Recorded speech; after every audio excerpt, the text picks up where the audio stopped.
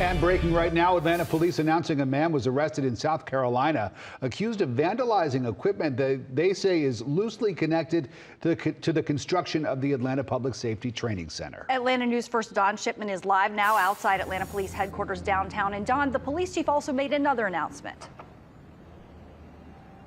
That's right. That arrest added on top of the more than 60 arrests that have been taking place over the last year. But you're right. The big headline coming out of this news conference happening inside the police headquarters here early this morning is the fact that they're launching a brand new billboard campaign in upwards of 10 different cities, not just Atlanta. We're talking about 450 billboards. You can take a look right here. We have some video of what they look like.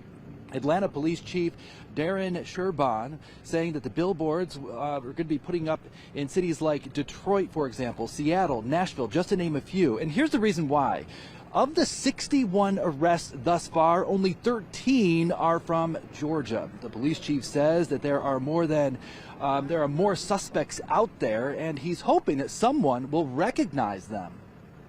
Where we believe that right now someone is sitting that knows who is setting the fires, who is impacting the safety of Atlanta, Georgia.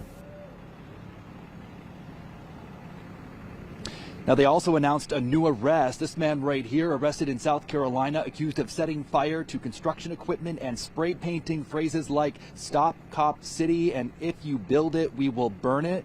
Chief Sherbon saying that the construction company there in South Carolina has a loose connection to the project here in Atlanta. The police chief also touting that previously announced $200,000 reward leading to the identification and conviction of arson suspects believed to be protesting what they call Cop City. We're live here downtown. Don Shipman, Atlanta News First.